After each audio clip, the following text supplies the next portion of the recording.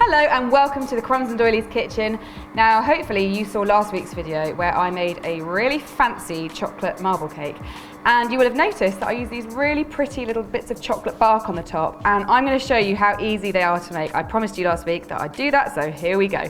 And it is super easy. First of all, I've got some white chocolate and dark chocolate, and I've got 100 grams of each, but also I'm putting in a tiny little bit of cocoa butter, and that's this stuff. Now you don't have to use cocoa butter, but what it will do is it will help to pre-crystallize the chocolate, which is kind of part of the tempering process. It'll make it a little bit more easy to work with and keep it at the right consistency, and it will prevent it from blooming and give you a nice snap. Lots of stuff. If you can't get hold of it, you can do this without it.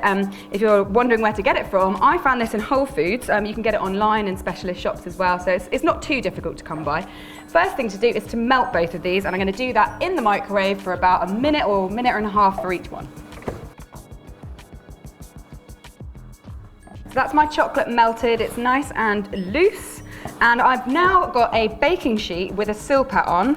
This is just a silicone flexible baking sheet. If you don't have one of these, you can do this with greaseproof paper or baking parchment. Just make sure you have a flat surface. And I'm going to do 3 different kinds. I'm going to do one marbled, and I'm going to do one with brown on white and one with white on brown. So once you've poured some out, you just need to spread it and try and keep it in a kind of rectangular shape because it will make it a lot easier to cut. So for this one, I'm going to do some brown splats onto the white chocolate. Next, I'm going to do the marble one with a chocolatey base. So I'm going to spread my chocolate on first, my dark chocolate. And then for the marble effect, I'm just going to put a couple of blobs of the white chocolate and then wiggle it around with a toothpick.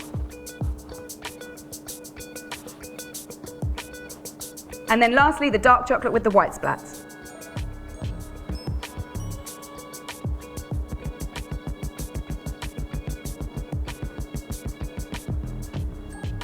And then to finish them off, I have these really cool crispy chocolatey balls. I've got different coloured ones. I'm going to sprinkle them all over. And now I'm going to put this into the fridge for about 10 minutes just to begin to set. Right, so that's had 5 minutes and it's almost set, but it's not quite set, and this is a great point at which to score it, which is why I've got a big knife.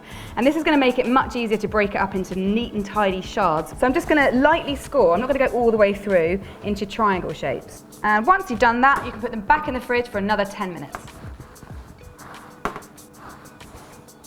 So that is now set completely, and with these score marks, it's going to make it much easier to break up.